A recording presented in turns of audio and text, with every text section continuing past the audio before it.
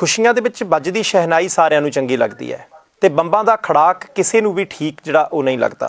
ਪਰ ਇਸ ਵੇਲੇ ਸਾਰੀ ਦੁਨੀਆ ਇੱਕ ਸਹਿਮ ਦੇ ਸਾਏ ਹੇਠ ਹੈ ਤੇ ਸਹਿਮ ਦੇ ਸਾਏ ਹੇਠ ਇਸ ਕਰਕੇ ਹੈ ਕਿਉਂਕਿ ਇਜ਼ਰਾਈਲ ਗਾਜ਼ਾ ਪੱਟੀ ਜਾਣੀ ਕਿ ਇਜ਼ਰਾਈਲ ਤੇ ਹਮਾਸ ਦਾ ਜਿਹੜਾ ਆਪਸ ਦਾ ਕਨਫਲਿਕਟ ਹੈ ਉਸ ਸਿਖਰ ਦੇ ਉੱਤੇ ਪੁੱਜਿਆ ਹੋਇਆ।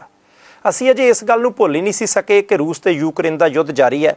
ਸ਼ੁਰੂ ਹੋਇਆ ਸੀ, ਦਰਵਾਜ਼ਾ ਖੁੱਲ੍ਹਿਆ ਸੀ, ਪਰ ਦਰਵਾਜ਼ਾ ਉਹ ਬੰਦ ਨਹੀਂ ਹੋਇਆ। ਪਰ ਦੂਸਰੇ ਪਾਸੇ ਹੁਣ ਇਜ਼ਰਾਈਲ ਵਾਲਾ ਮਸਲਾ ਜਿਹੜਾ ਉਹਨੇ ਹਰ ਇੱਕ ਨੂੰ ਪਰੇਸ਼ਾਨ ਕਰਕੇ ਰੱਖਿਆ ਹੋਇਆ। ਇਹਦੇ ਸਿੱਟੇ ਕੀ ਨਿਕਲਣਗੇ, ਇਹਦਾ ਇਤਿਹਾਸ ਕੀ ਹੈ, ਇਹ ਸਾਡੇ ਸਾਰੀ ਦੁਨੀਆ ਦੇ ਵਿੱਚ ਵਸਦੇ ਆਮ ਲੋਕਾਂ ਦੇ ਉੱਤੇ ਪ੍ਰਭਾਵ ਕੀ ਪਾਏਗਾ, ਇਹ ਬਹੁਤ ਸਾਰੇ ਸਵਾਲ ਨੇ ਜਿਹੜੇ ਤੁਹਾਡੇ ਮਨਾਂ ਦੇ ਵਿੱਚ ਤੂਫਾਨ ਮਚਾਉਂਦੇ ਹੋਣਗੇ। ਤੁਸੀਂ ਦੇਖ ਰਹੇ ਹੋ ਪ੍ਰਾਈਮ ਏਸ਼ੀਆ ਟੀਵੀ। ਮੈਂ ਪਰਮਜੀਤ ਸਿੰਘ ਬਾਠ ਤੁਹਾਡਾ ਸਾਰਿਆਂ ਦਾ ਸਵਾਗਤ ਕਰਦਾ। ਜਦੋਂ ਇਜ਼ਰਾਈਲ ਦਾ ਜ਼ਿਕਰ ਆਉਂਦਾ ਤੇ ਸਾਨੂੰ ਆਮ ਲੋਕਾਂ ਨੂੰ ਬਹੁਤੀ ਜ਼ਿਆਦਾ ਕੋਈ ਚਿੰਤਾ ਨਹੀਂ ਹੁੰਦੀ ਕਿਉਂਕਿ ਅਸੀਂ ਪੰਜਾਬੀ ਹਾਂ, ਪੰਜਾਬੀ ਭਾਸ਼ਾ ਦੇ ਵਿੱਚ ਗੱਲ ਕਰ ਰਹੇ ਹਾਂ ਤੇ ਬਹੁਤੇ ਜ਼ਿਆਦਾ ਪੰਜਾਬੀ ਇਜ਼ਰਾਈਲ ਦੇ ਵਿੱਚ ਵਸਦੇ ਨਹੀਂ। ਜਦੋਂ ਗਾਜ਼ਾ ਪੱਟੀ ਦੀ ਗੱਲ ਆਉਂਦੀ ਹੈ ਤਾਂ ਬਹੁਤ ਸਾਰੇ ਲੋਕਾਂ ਦੇ ਮਨਾਂ ਦੇ ਵਿੱਚ ਇਹ ਹੁੰਦਾ ਕਿ ਉਹਨੂੰ ਫਲਸਤੀਨ ਕਿਉਂ ਨਹੀਂ ਆਖਦੇ, ਵੈਸਟ ਬੈਂਕ ਕੀ ਹੈ, ਹਿਜ਼ਬੁੱਲਾ ਕਿਸ ਸ਼ੈ ਦਾ ਨਾਮ ਹੈ, ਉਹਦਾ ਲਿਬਨਾਨ ਦੇ ਨਾਲ ਕੀ ਸੰਬੰਧ ਹੈ, ਅਰਬ ਦੇਸ਼ ਜਿਹੜੇ ਨੇ ਉਹਨਾਂ ਦਾ ਇਜ਼ਰਾਈਲ ਦੇ ਨਾਲ ਪੰਗਾ ਕਦੋਂ ਤੋਂ ਪਿਆ ਹੋਇਆ, ਇਜ਼ਰਾਈਲ ਸਾਰੇ ਅਰਬ ਦੇਸ਼ਾਂ ਨੂੰ ਅਤੀਤ ਦੇ ਵਿੱਚ, ਇਤਿਹਾਸ ਦੇ ਵਿੱਚ, ਬੀਤੇ ਦੇ ਵਿੱਚ ਹਰਾਉਂਦਾ ਕਿਵੇਂ ਰਿਹਾ, ਆਖਰਕਾਰ ਫਲਸਤੀਨ ਵੱਡਾ ਹੁੰਦਾ ਛੋਟਾ ਕਿਵੇਂ ਹੋ ਗਿਆ, ਇਜ਼ਰਾਈਲ ਹੋਂਦ ਦੇ ਵਿੱਚ ਕਿਵੇਂ ਆਇਆ, ਇਜ਼ਰਾਈਲ ਦੇਸ਼ ਦੇ ਵਿੱਚ ਵਸਣ ਵਾਲੇ ਲੋਕ ਕਿਹਨਾਂ ਮੁਲਕਾਂ ਦੇ ਵਿੱਚੋਂ ਕਿਹਨਾਂ ਹਾਲਾਤਾਂ ਦੇ ਵਿੱਚ ਉੱਥੇ ਆਏ। ਬਹੁਤ ਸਾਰੇ ਸਵਾਲ ਨੇ। ਕੁਝ ਇੱਕ ਲੋਕਾਂ ਨੂੰ ਲੱਗਦਾ ਕਿ ਭਾਈ ਹਮਾਸ ਨੇ ਹਮਲਾ ਕੀਤਾ ਤੇ ਇਜ਼ਰਾਈਲ ਨਾਲ ਧੱਕਾ ਹੋ ਗਿਆ।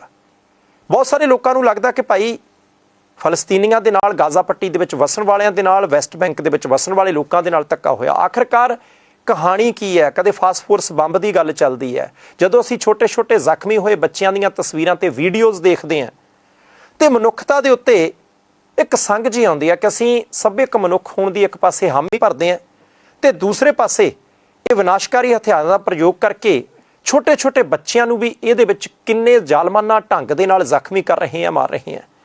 ਇਹਦਾ ਅੰਤ ਕਦੋਂ ਹੋਏਗਾ?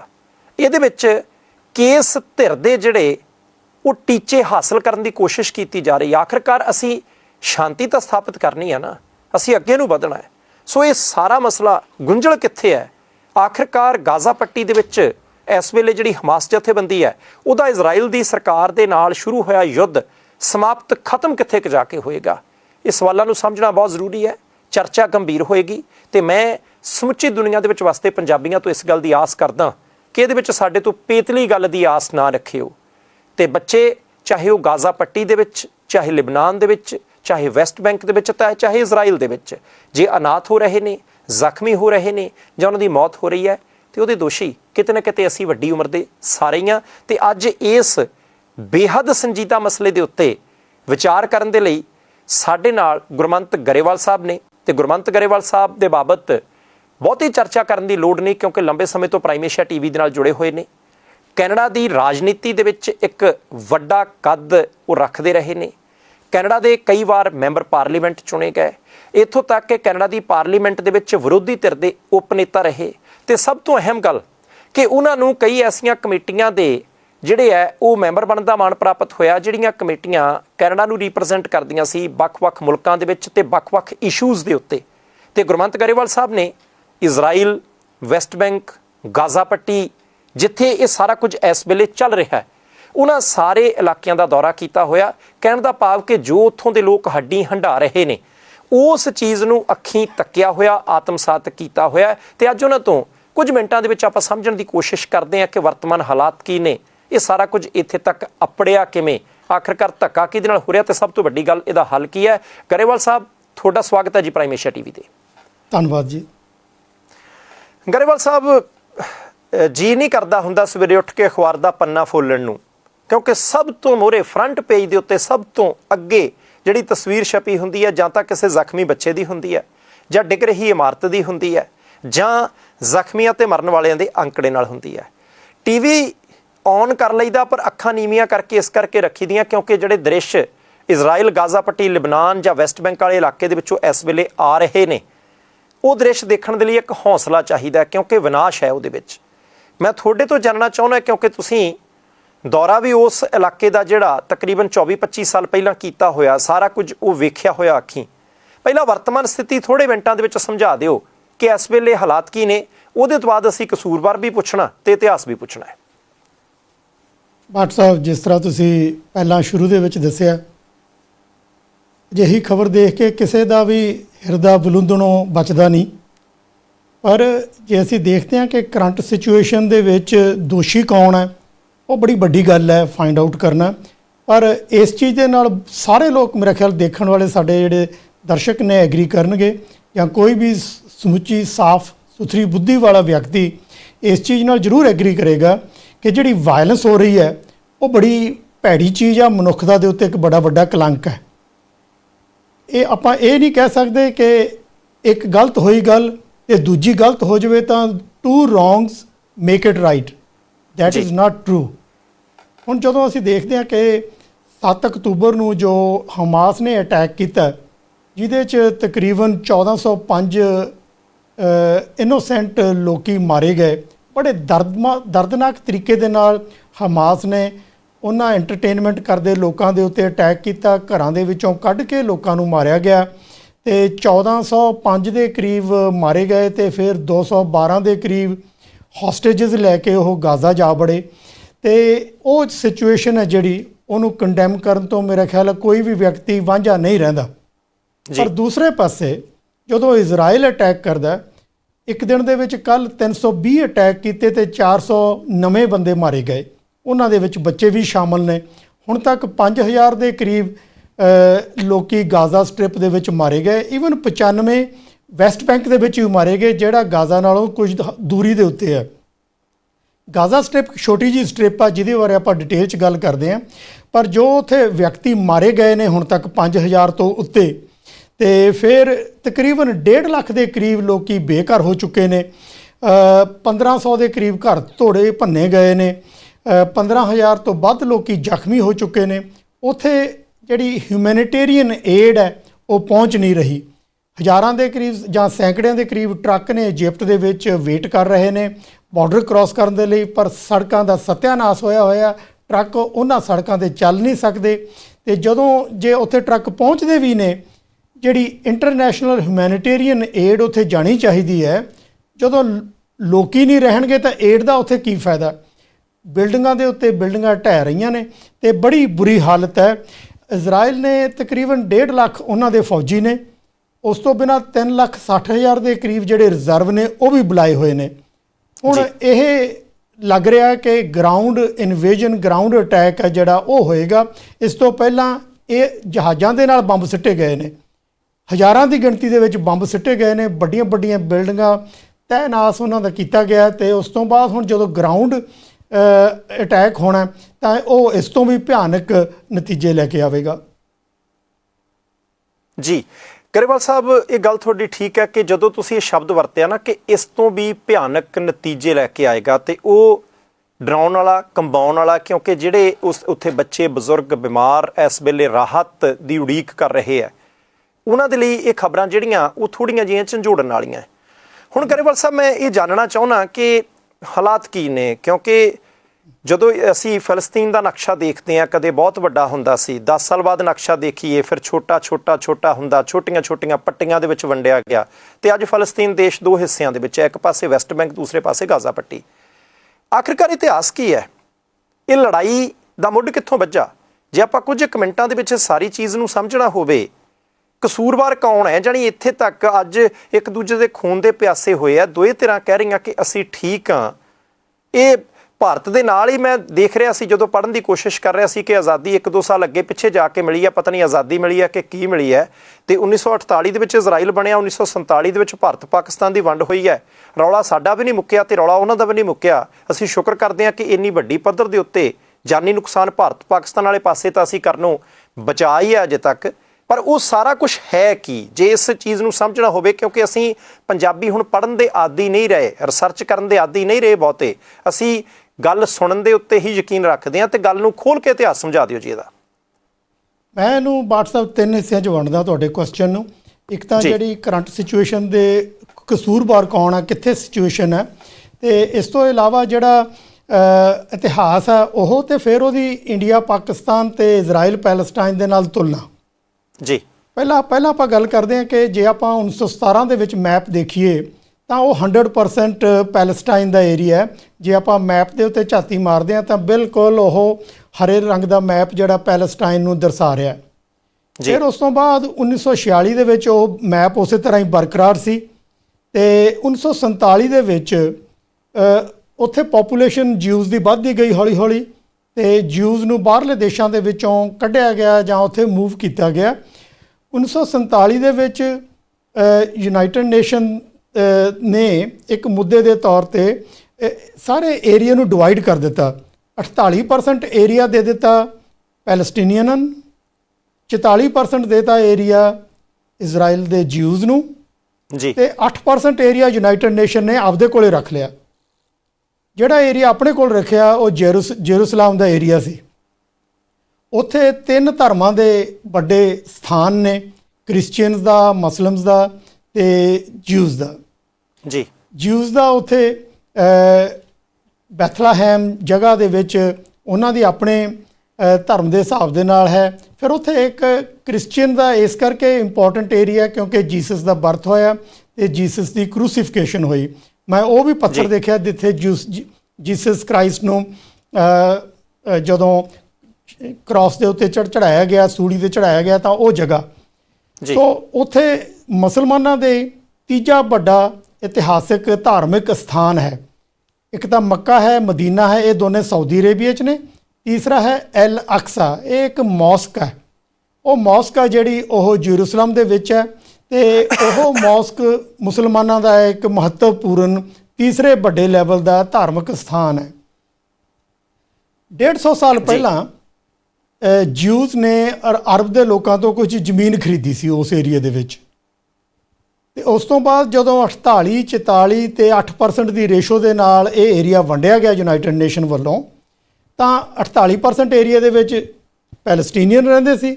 ਉਹਨਾਂ ਦੇ ਕੋਲੇ ਗਾਜ਼ਾ ਅਤੇ ਵੈਸਟ ਬੈਂਕ ਅਤੇ ਉੱਪਰ ਰਮਾਲਾ, ਇਹ 3-4 ਜਗ੍ਹਾ ਦੇ ਵਿੱਚ ਉਹ ਵੰਡੇ ਹੋਏ ਸੀ। ਜਿਹੜੇ ਇਜ਼ਰਾਈਲ ਦੇ ਲੋਕ ਸੀ ਉਹਨਾਂ ਦੇ ਕੋਲੇ ਬਾਕੀ ਦਾ ਸਾਰਾ ਏਰੀਆ ਸੀ, ਜਿਹਦੇ ਵਿੱਚ ਜਿਹੜਾ ਤਕਰੀਬਨ 44% ਜਗਰਾਫੀਕਲੀ ਬਣਦਾ ਹੈ। 8% ਏਰੀਆ ਯੂਨਾਈਟਿਡ ਨੇਸ਼ਨ ਨੇ ਇਸ ਕਰਕੇ ਆਪਣੇ ਕੋਲੇ ਰੱਖਿਆ ਤਾਂ ਕਿ ਉਹ ਉਸ ਏਰੀਏ ਦੇ ਉੱਤੇ ਕੰਟਰੋਲ ਕਰਨ, ਅਤੇ ਉਹਦੇ ਵਿੱਚ ਜੇਰੂਸਲਮ ਅਤੇ ਧਾਰਮਿਕ ਸਥਾਨ ਸਨ। ਫਿਰ ਕੀ ਹੋਇਆ ਕਿ ਹੁਣ ਰੀਸੈਂਟਲੀ ਸੁਪਰੀਮ ਕੋਰਟ ਤੋਂ ਪ੍ਰਾਈਮ ਮਿਨਿਸਟਰ ਨੇਤਨਯਾਹੂ ਨੇ, ਕਿਉਂਕਿ ਉਹ ਜੁਡੀਸ਼ੀਅਲ ਰਿਫਾਰਮ ਕਰ ਰਹੇ ਨੇ ਦੇਸ਼ ਦੇ ਵਿੱਚ ਲਗਾਤਾਰ, ਕਿਉਂਕਿ ਉਹਨਾਂ ਦੀ ਆਪਣੀ ਪੋਲੀਟੀਕਲ ਹਾਲਤ ਬੜੀ ਪਤਲੀ ਸੀ, ਇਜ਼ਰਾਈਲ ਡਿਵਾਈਡਡ ਸੀ। 10 ਮਿਲੀਅਨ ਦੀ ਉੱਥੇ ਟੋਟਲ ਪਾਪੂਲੇਸ਼ਨ ਆ, ਉਹਦੇ 'ਚੋਂ ਇਜ਼ਰਾਈਲ ਦੇ ਵਿੱਚ ਤਕਰੀਬਨ 14% ਮੁਸਲਿਮ ਵੀ ਰਹਿੰਦੇ ਨੇ ਇਜ਼ਰਾਈਲ ਦੇ ਵਿੱਚ। ਅੱਛਾ, ਜਦੋਂ ਪ੍ਰਾਈਮ ਮਿਨਿਸਟਰ ਦੇ ਥਰੂ ਜਿਹੜੇ ਜੁਡੀਸ਼ੀਅਲ ਰਿਫਾਰਮ ਦੇ ਥਰੂ ਸੁਪਰੀਮ ਕੋਰਟ ਨੇ ਇੱਕ ਰੂਲਿੰਗ ਦਿੱਤੀ ਕਿ 150 ਸਾਲ ਪਹਿਲਾਂ ਜ਼ਮੀਨ ਜਿਹੜੀ ਐਲ ਅਕਸਾ ਕੰਪਾਊਂਡ ਦੇ ਇਰਦ ਗਿਰਦ ਹੈ, ਜਿੱਥੇ ਤਕਰੀਬਨ 500 ਪੈਲਸਟੀਨੀਅਨਾਂ ਦੇ ਘਰ ਸੀ, ਉਹ ਜ਼ਮੀਨ ਇਜ਼ਰਾਈਲ ਨੂੰ ਦਿੱਤੀ ਜਾਵੇ ਜੀ।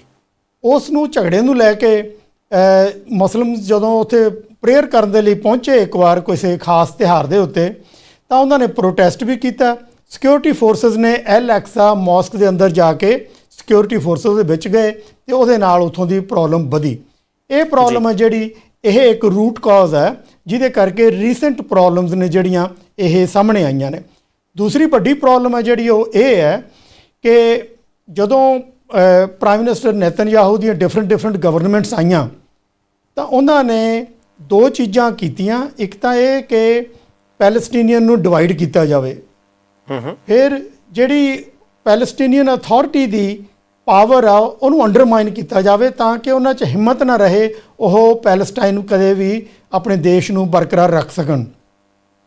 ਉਹਦੇ ਵਿੱਚ ਇੱਕ ਉਹਨਾਂ ਨੇ ਡਿਵਾਈਡ ਐਂਡ ਰੂਲ ਵਾਲੀ ਪਾਲਿਸੀ ਦੇ ਵਿੱਚ ਉਹਨਾਂ ਨੇ ਵੈਸਟ ਬੈਂਕ ਅਤੇ ਗਾਜ਼ਾ, ਇਹਨਾਂ ਦੋਨਾਂ ਨੂੰ ਇਸ ਤਰੀਕੇ ਨਾਲ ਡਿਵਾਈਡ ਕਰ ਦਿੱਤਾ ਕਿ ਗਾਜ਼ਾ ਦੇ ਵਿੱਚ ਇੱਕ ਹਮਾਸ ਗਰੁੱਪ, ਜਿਹੜਾ ਪਹਿਲਾਂ ਟੈਰਰਿਸਟ ਗਰੁੱਪ ਸੀ, ਪਰ ਪ੍ਰਾਈਮ ਮਿਨਿਸਟਰ ਨੇਤਨਯਾਹੂ ਨੇ ਜਦੋਂ ਟੇਕ ਓਵਰ ਕੀਤਾ ਤਾਂ ਉਹਦੀ ਡਿਗਰੀ ਟੈਰਰਿਜ਼ਮ ਗਰੁੱਪ ਤੋਂ ਘਟਾ ਕੇ, ਟੈਰਰਿਸਟ ਆਰਗੇਨਾਈਜੇਸ਼ਨ ਤੋਂ ਘਟਾ ਕੇ ਇੱਕ ਛੋਟੀ ਆਰਗੇਨਾਈਜੇਸ਼ਨ ਨੂੰ ਸਮਝਿਆ ਗਿਆ। ਉਹਨਾਂ ਦੇ ਨਾਲ ਫਿਰ ਉਹਨਾਂ ਨੇ ਨੈਗੋਸ਼ੀਏਟ ਕੀਤਾ। ਕੀ ਨੈਗੋਸ਼ੀਏਟ ਕੀਤਾ? ਇੱਕ ਤਾਂ ਉਹਨਾਂ ਨੂੰ ਪੈਸੇ ਮਿਲਦੇ ਰਹਿਣ ਈਰਾਨ ਤੋਂ ਜਾਂ ਕਤਰ ਤੋਂ, ਸੂਟਕੇਸਾਂ ਦੇ ਸੂਟਕੇਸ ਭਰੇ ਕੈਸ਼ ਦੇ ਆਉਂਦੇ ਸੀ ਅਤੇ ਹਮਾਸ ਕੋਲ ਜਾਂਦੇ ਸੀ। ਹਮਾਸ ਨੂੰ ਉਹਨਾਂ ਨੇ ਖੁਸ਼ ਰੱਖਣ ਦੇ ਲਈ ਪਹਿਲਾਂ ਤਾਂ 2018 ਦੇ ਵਿੱਚ 2000 ਵਰਕ ਪਰਮਿਟ ਦਿੱਤੇ, ਤਾਂ ਕਿ ਲੋਕੀ ਉੱਥੇ ਖੁਸ਼ ਰਹਿਣ ਤੇ ਹਮਾਸ ਦੀ ਉੱਥੇ ਪੜਤ ਬਣੀ ਰਹੇ, ਲੋਕ ਉਹਨਾਂ ਨੂੰ ਫੋਲੋ ਕਰਦੇ ਰਹਿਣ। ਮੈਂ ਇੱਥੇ ਇਹ ਮੈਂਸ਼ਨ ਕਰ ਦੇਵਾਂ ਕਿ 2005 ਦੀਆਂ ਇਲੈਕਸ਼ਨਾਂ ਦੇ ਵਿੱਚ ਪੈਲਸਟਾਈਨ ਦੇ ਵਿੱਚ ਹਮਾਸ ਜੇਤੂ ਹੋ ਗਿਆ ਤੇ ਹਮਾਸ ਨੇ ਫਿਰ ਅਗਲੇ ਸਾਲ ਉੱਥੇ ਗਵਰਨਮੈਂਟ ਬਣਾਈ। ਜਦੋਂ ਗਵਰਨਮੈਂਟ ਬਣਾਈ ਤਾਂ ਉਹਨਾਂ ਦਾ ਪ੍ਰਾਈਮ ਮਿਨਿਸਟਰ ਬੈਂਜਾਮਿਨ ਨੈਤਨਯਾਹੂ ਦੇ ਨਾਲ ਚੰਗਾ ਰਿਲੇਸ਼ਨਸ਼ਿਪ ਸੀ। ਪ੍ਰਾਈਮ ਮਿਨਿਸਟਰ ਨੈਤਨਯਾਹੂ ਚਾਹੁੰਦੇ ਸੀ ਕਿ ਹਮਾਸ ਗਰੁੱਪ ਸਟਰੋਂਗ ਰਹੇ, ਸੋ ਉਹਨਾਂ ਨੂੰ ਪੈਸੇ ਮਿਲਦੇ ਰਹਿਣ। ਫਿਰ ਉਹਨਾਂ ਨੂੰ ਵਰਕ ਪਰਮਿਟ ਦਿੰਦੇ ਰਹੇ, 2000 ਵਰਕ ਪਰਮਿਟ, ਫਿਰ 3000, ਫਿਰ 5000, ਫਿਰ 10000, 2021 ਤੱਕ 20000 ਵਰਕ ਪਰਮਿਟ ਉੱਥੋਂ ਦੇ ਲੋਕਾਂ ਨੂੰ ਦਿੰਦੇ ਰਹੇ ਜੀ। ਇਸ 7 ਅਕਤੂਬਰ ਦੇ ਅਟੈਕ ਤੋਂ 3 ਦਿਨ ਪਹਿਲਾਂ ਇਹ ਕਿਹਾ ਜਾਂਦਾ ਹੈ ਕਿ ਇਜਿਪਟ ਦੀ ਸਿਕਿਉਰਿਟੀ ਨੇ ਵਾਰਨ ਕੀਤਾ ਇਜ਼ਰਾਈਲੀ ਸਿਕਿਉਰਿਟੀ ਨੂੰ ਕਿ ਕੋਈ ਵੱਡਾ ਕਾਰਾ ਹੋਣ ਵਾਲਾ ਹੈ ਜੀ। ਇਜ਼ਰਾਈਲ ਨੇ ਉਸ ਨੂੰ ਇਗਨੋਰ ਕਰ ਦਿੱਤਾ। ਜਿਸ ਤਰ੍ਹਾਂ ਪ੍ਰਾਈਮ ਮਿਨਿਸਟਰ ਨੇਤਨਯਾਹੂ ਨਿੱਕੇ ਮੋਟੇ ਰਾਕਟ ਅਟੈਕ ਗਾਜ਼ਾ ਤੋਂ ਜਿਹੜੇ ਹੁੰਦੇ ਸੀ ਉਹਨਾਂ ਨੂੰ ਵੀ ਇਗਨੋਰ ਕਰਦੇ ਰਹੇ, ਬਲਾਈਂਡ ਆਈ ਦਿੰਦੇ ਰਹੇ। ਤੇ ਫਿਰ ਜਦੋਂ ਇਹ ਵੱਡਾ ਅਟੈਕ ਹੋਇਆ ਤਾਂ ਉਸ ਦੇ ਨਾਲ ਦੁਨੀਆ ਦੇ ਵਿੱਚ ਹਲਚਲ ਹੀ ਮੱਚੀ ਹੈ। ਤੇ ਹੁਣ ਇਜ਼ਰਾਈਲ ਦਾ ਇਹ ਗੋਲ ਹੈ ਕਿ ਉਹ ਹਮਾਸ ਨੂੰ ਬਿਲਕੁਲ ਫਿਨਿਸ਼ ਕਰਨਾ ਚਾਹੁੰਦੇ ਨੇ।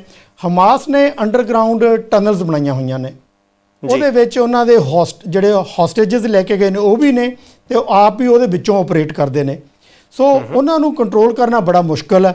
ਸੋ ਇਸ ਕਰਕੇ ਹੁਣ ਜਿਹੜਾ ਗਰਾਊਂਡ ਦਾ ਅਟੈਕ ਹੈ ਉਹ ਇਮੀਨੈਂਟ ਹੈ, ਪਰ ਉਹਨੂੰ ਅਟੈਕ ਨੂੰ ਹੋਣ ਤੋਂ ਪਹਿਲਾਂ ਅਮਰੀਕਾ ਵਾਰਨਿੰਗ ਦੇ ਰਿਹਾ ਕਿ ਉਹ ਅਟੈਕ ਨਾ ਹੋਵੇ, ਕਿਉਂਕਿ ਜੇ ਉਹ ਅਟੈਕ ਹੁੰਦਾ ਤਾਂ ਮੁਸਲਿਮ ਕੰਟਰੀ ਨੇ ਜਿਹੜੇ ਆਂਢੀ ਗੁਆਂਢੀ ਨੇ, ਚਾਹੇ ਉਹ ਲੈਬਨਾਨ ਆ, ਸੀਰੀਆ, ਟਰਕੀ ਹੈ ਜਾਂ ਹੋਰ ਜਿਹੜੇ ਆਂਢ ਗੁਆਂਢ ਵਾਲੇ ਕੰਟਰੀ ਨੇ, ਬਹਿਰੀਨ ਹੈ, ਕਤਰ ਹੈ, ਉਹ ਸਾਰੇ ਕੰਟਰੀ ਨੇ ਜਿਹੜੇ ਉਹ ਮੁਸਲਮਾਨ ਕਿਤੇ ਯੂਨਾਈਟ ਨਾ ਹੋ ਜਾਣ। ਜੇ ਉਹ ਮੁਸਲਿਮ ਕੰਟਰੀ ਸਾਰੇ ਯੂਨਾਈਟ ਹੁੰਦੇ ਨੇ, ਆਇਲ, ਵੈਪਨਸ ਤੇ ਹੋਰ ਡਿਪਲੋਮੇਸੀ, ਇਹ ਸਾਰੀਆਂ ਚੀਜ਼ਾਂ ਦੇ ਉੱਤੇ ਦੁਨੀਆ ਦੇ ਵੱਡੇ ਪੱਧਰ ਦੇ ਉੱਤੇ ਫਰਕ ਪੈਂਦਾ।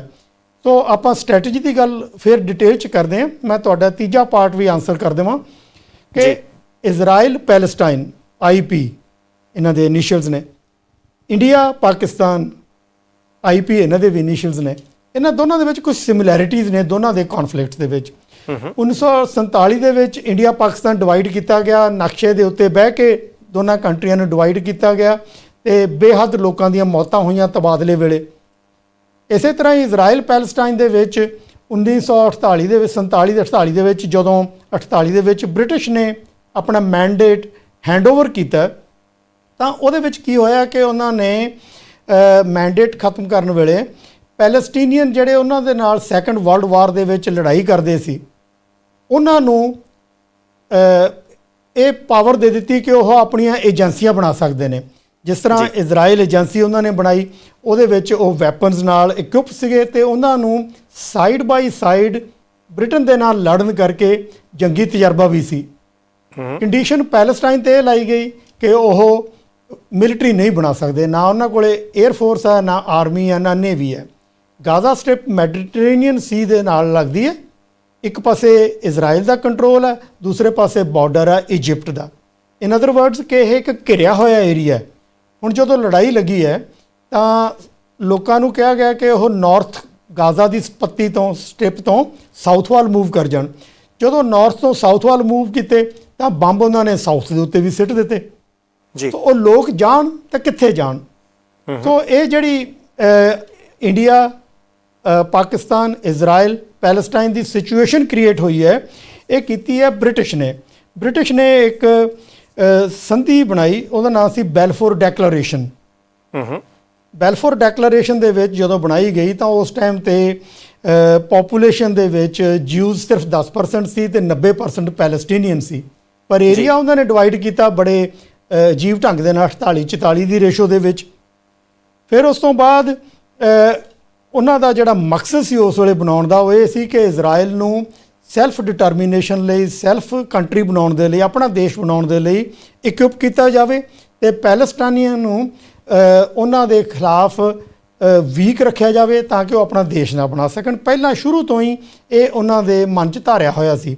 ਸੋ ਜਦੋਂ 1947 ਦੇ ਵਿੱਚ ਮੈਂਡੇਟ ਆਪਣਾ ਬ੍ਰਿਟਿਸ਼ ਨੇ ਹੈਂਡਓਵਰ ਕੀਤਾ ਤਾਂ ਉਸ ਤੋਂ ਬਾਅਦ ਇਜ਼ਰਾਈਲ ਦੇ ਲੋਕਾਂ ਨੇ, ਜਿਊਜ਼ ਨੇ, ਪੈਲਸਟੀਨੀਆਂ ਨੂੰ 7.5 ਲੱਖ ਪੈਲਸਟੀਨੀਆਂ ਨੂੰ ਘਰਾਂ ਦੇ ਵਿੱਚੋਂ ਬੇਘਰ ਕਰਕੇ ਉਹਨਾਂ ਦੀ ਜ਼ਮੀਨ ਤੇ ਕਬਜ਼ਾ ਕਰ ਲਿਆ ਜੀ। ਇਸੇ ਤਰ੍ਹਾਂ ਹੀ ਇੰਡੀਆ ਪਾਕਿਸਤਾਨ ਦੀ ਯੁੱਧ ਦੇ ਵਿੱਚ ਵੀ ਬਹੁਤ ਲੋਕ ਮਾਰੇ ਗਏ ਫਿਰ ਇਜ਼ਰਾਈਲ ਦੀ ਸਿਚੁਏਸ਼ਨ ਇਸ ਤਰ੍ਹਾਂ ਡਿਫਰੈਂਟ ਹੈ ਕਿ ਇਸ ਤੋਂ ਬਾਅਦ ਇੱਕ ਹੋਰ ਪਹਿਲਾਂ ਟ੍ਰੀਟੀ ਬਣੀ ਸੀ 1916 ਦੇ ਵਿੱਚ, ਉਹਨੂੰ ਕਹਿੰਦੇ ਨੇ ਸਾਈਕਸ ਪਿਕਟ ਐਗਰੀਮੈਂਟ। ਦੋ ਬੰਦਿਆਂ ਨੇ ਜਿਹੜੇ ਇੱਕ ਬ੍ਰਿਟਨ ਸੀ ਤੇ ਇੱਕ ਫ੍ਰੈਂਚ ਸੀ, ਉਹਨਾਂ ਨੇ ਰਲ ਕੇ ਇਹ ਦੇਸ਼ ਬਣਾਏ ਤੇ ਉਹਨਾਂ ਨੇ ਕਲੋਨੀਅਲ ਪਾਵਰਸ ਨੂੰ ਹੈਂਡਓਵਰ ਕੀਤਾ, ਬ੍ਰਿਟਿਸ਼ ਨੂੰ ਕੀਤਾ। ਬ੍ਰਿਟਿਸ਼ ਨੇ ਫਿਰ ਜੋ ਮੈਂ ਦੱਸਿਆ ਬੈਲਫੋਰ ਡੈਕਲੇਰੇਸ਼ਨ ਦੇ ਦੌਰਾਨ ਉਹਨਾਂ ਨੇ ਆਪਣੀ ਝੰਬਦੀਆਂ ਚਲਾਈਆਂ ਤੇ ਗਲਤ ਤਰੀਕੇ ਦੇ ਨਾਲ ਡਿਵਾਈਡ ਕਰਕੇ, ਗਲਤ ਤਰੀਕੇ ਦੇ ਨਾਲ ਉਹਨਾਂ ਨੂੰ ਇੱਕ ਪਾਸੇ ਨੂੰ ਸ਼ਹਿ ਦੇ ਕੇ ਦੂਜੇ ਪਾਸੇ ਨੂੰ ਕਮਜ਼ੋਰ ਕਰਕੇ ਅਰਬ ਦੇ ਕੰਟਰੀਆਂ ਨੂੰ ਡਿਵਾਈਡ ਕਰਕੇ ਰੱਖਿਆ ਤੇ ਇਸ ਸਥਿਤੀ ਦਾ ਜਿਹੜਾ ਨਤੀਜਾ ਉਹ ਅੱਜ ਭੁਗਤਣਾ ਪੈ ਰਿਹਾ ਜੀ। ਜੇ ਅਸੀਂ ਇਸ ਸਥਿਤੀ ਨੂੰ ਹਾਂਜੀ ਸੌਰੀ ਜੀ ਪਲੀਜ਼ ਤੁਸੀਂ ਕੰਟੀਨਿਊ ਰੱਖਿਓ ਜੀ। ਗੁਰਮੰਤ ਭਾਜੀ, ਮੈਂ ਇੱਕ ਚੀਜ਼ ਇੱਥੇ ਕਲੀਅਰ ਜ਼ਰੂਰ ਸਪਸ਼ਟ ਕਰਨਾ ਚਾਹੁੰਦਾ ਕਿਉਂਕਿ ਜਦੋਂ ਅਸੀਂ ਦੁਨੀਆ ਦੇ ਨਕਸ਼ੇ ਦੇ ਉੱਤੇ ਲੱਭਦੇ ਹਾਂ ਨਾ ਕਈ ਵਾਰੀ, ਕਿਉਂਕਿ ਜਿਹੜੇ ਬੰਦੇ ਨਕਸ਼ੇ ਨੂੰ ਦੇਖਣ ਦੇ ਆਦੀ ਨਹੀਂ, ਜਿਹੜੇ ਗੂਗਲ ਦੇ ਉੱਤੇ ਸਰਚ ਕਰਨ ਦੇ ਆਦੀ ਨਹੀਂ, ਸ਼ੌਕ ਨਹੀਂ ਹੁੰਦਾ, ਕਈ ਵਾਰੀ ਦਿਲਚਸਪੀ ਨਹੀਂ ਹੁੰਦੀ, ਤੁਹਾਨੂੰ ਇਜ਼ਰਾਈਲ ਵਰਸਸ ਗਾਜ਼ਾ ਪੱਟੀ ਦੀ ਗੱਲ ਚੱਲਦੀ ਹੈ ਜਾਂ ਇਜ਼ਰਾਈਲ ਵਰਸਸ ਹਮਾਸ ਦੀ ਗੱਲ ਚੱਲਦੀ ਹੈ ਤਾਂ ਤੁਹਾਨੂੰ ਦੁਨੀਆ ਦੇ ਦੇਸ਼ਾਂ ਦੀ ਗਿਣਤੀ ਦੇ ਵਿੱਚ ਲਿਸਟ ਦੇ ਵਿੱਚ ਕਿਤੇ ਗਾਜ਼ਾ ਪੱਟੀ ਦੇਸ਼ ਨਹੀਂ ਲੱਭੂਗਾ, ਹਮਾਸ ਦੇਸ਼ ਨਹੀਂ ਲੱਭੂਗਾ। ਅਸਲ ਦੇ ਵਿੱਚ ਮੈਂ ਸਿਰਫ ਇਹ ਕਲੀਅਰ ਕਰਨਾ ਚਾਹੁੰਦਾ ਕਿ ਭਾਈ ਫਲਸਤੀਨ ਦੇਸ਼ ਦੋ ਹਿੱਸਿਆਂ ਦੇ ਵਿੱਚ ਵੰਡਿਆ ਹੋਇਆ, ਇੱਕ ਨੂੰ ਵੈਸਟ ਬੈਂਕ ਵਾਲਾ ਇਲਾਕਾ ਕਹਿੰਦੇ ਜਿਹੜਾ ਫਲਸਤੀਨ ਦਾ ਵੱਡਾ ਏਰੀਆ ਹੈ, ਦੂਸਰਾ ਗਾਜ਼ਾ ਪੱਟੀ ਵਾਲਾ ਹੈ। ਉੱਥੇ ਦੋ ਜਥੇਬੰਦੀਆਂ ਨੇ, ਹਮਾਸ ਜਥੇਬੰਦੀ ਦਾ ਕਬਜ਼ਾ ਜਿਹੜਾ ਹੈ ਉਹ ਗਾਜ਼ਾ ਪੱਟੀ ਵਾਲੇ ਪਾਸੇ ਆ ਤੇ ਫਤਿਹ ਜਥੇਬੰਦੀ ਯਾਸਰ ਅਰਾਫਾਤ ਹੋਰਾਂ ਵਾਲੇ ਪਾਸੇ, ਵੈਸਟ ਬੈਂਕ ਵਾਲੇ ਪਾਸੇ, ਉਧਰਲੇ ਪਾਸੇ ਮੇਨ ਕੰਟਰੀ ਦੇ ਵਿੱਚ ਉਹ ਰਾਜ ਕਰਦੀ ਹੈ। ਮੈਂ ਕਿਹਾ ਕੋਈ ਕਨਫਿਊਜ਼ਨ ਕਿਸੇ ਤਰੀਕੇ ਦੀ ਰਹੇ ਨਾ ਗੁਰਮੰਤ ਜੀ। ਬਿਲਕੁਲ ਠੀਕ ਹੈ ਜੀ, ਤੁਹਾਡੀ ਗੱਲ ਬਿਲਕੁਲ ਠੀਕ ਹੈ। ਜਦੋਂ ਪੈਲਸਟੀਨੀਅਨ ਲਿਬਰਲਾਈਜੇਸ਼ਨ ਆਰਗੇਨਾਈਜੇਸ਼ਨ ਬਣੀ ਹੈ PLO, ਤਾਂ ਉਸ ਟਾਈਮ ਦੇ ਉੱਤੇ ਯਾਸਰ ਅਰਾਫਾਤ ਸਟਰੋਂਗ ਸੀ। ਉਸ ਤੋਂ ਪਹਿਲਾਂ ਇਜ਼ਰਾਈਲ PLO ਨੂੰ ਰੈਕੋਗਨਾਈਜ਼ ਨਹੀਂ ਸੀ ਕਰਦਾ, ਪਰ ਯਾਸਰ ਅਰਾਫਾਤ ਇੰਨੇ ਕੁ ਸਟਰੋਂਗ ਬਣ ਗਏ, ਉਹਨਾਂ ਨੇ ਔਸਲੋ ਅਕੋਰਡ ਬਣਾਉਣ ਦੇ ਵਿੱਚ ਮਦਦ ਕੀਤੀ ਤੇ ਜਦੋਂ ਉਹ ਅਕੋਰਡ ਬਣਿਆ ਉਹਦੇ ਨਾਲ ਫਿਰ ਪੈਲਸਟਾਈਨ ਦੀ ਜਿਹੜੀ ਪਾਵਰ ਆ ਉੱਥੇ ਇੱਕ ਪੈਲਸਟੀਨੀਅਨ ਅਥਾਰਟੀ ਬਣਾਈ ਗਈ। ਪੈਲਸਟੀਨੀਅਨ ਨੈਸ਼ਨਲ ਅਥਾਰਟੀ ਕਹਿੰਦੇ ਆ ਵੈਸੇ ਉਹਨੂੰ, ਪਰ ਆਮ ਭਾਸ਼ਾ ਦੇ ਵਿੱਚ ਪੈਲਸਟੀਨੀਅਨ ਅਥਾਰਟੀ ਕਹਿ ਦਿੰਦੇ ਆ, ਜਿਹੜੀ ਕਿ ਉਸ ਏਰੀਆ ਨੂੰ ਗਵਰਨ ਕਰਨ ਦੇ ਲਈ ਬਣਾਈ ਗਈ। ਹੁਣ ਜਿਹੜੇ ਫਤਹ ਗਰੁੱਪ ਹੈ ਇਹ ਕੰਟਰੋਲ ਕਰ ਰਿਹਾ ਵੈਸਟ ਬੈਂਕ ਦੇ ਵਿੱਚ, ਜਿਹੜੇ ਹਮਾਸ ਹੈ ਉਹ ਗਰੁੱਪ ਕਰ ਰਿਹਾ ਕੰਟਰੋਲ ਗਾਜ਼ਾ ਪੱਟੀ ਦੇ ਵਿੱਚ, ਤੇ ਇਹਨਾਂ ਦੋਨਾਂ ਨੂੰ ਡਿਵਾਈਡ ਕਰਨ ਦੇ ਵਿੱਚ ਇਜ਼ਰਾਈਲ ਦੇ ਪ੍ਰਾਈਮ ਮਿਨਿਸਟਰ ਨੇਤਨਯਾਹੂ ਨੇ ਬੜਾ ਯੋਗਦਾਨ ਪਾਇਆ। ਸੋ ਹੁਣ ਜਿਹੜੀ ਸਿਚੁਏਸ਼ਨ ਆ, ਤੀਜਾ ਗਰੁੱਪ ਆ ਜਿਹੜਾ ਇੱਕ ਹੈਜ਼ਬੁੱਲਾ, ਉਹ ਲੈਬਨਾਨ ਦੇ ਵਿੱਚ ਰਹਿੰਦੇ ਨੇ।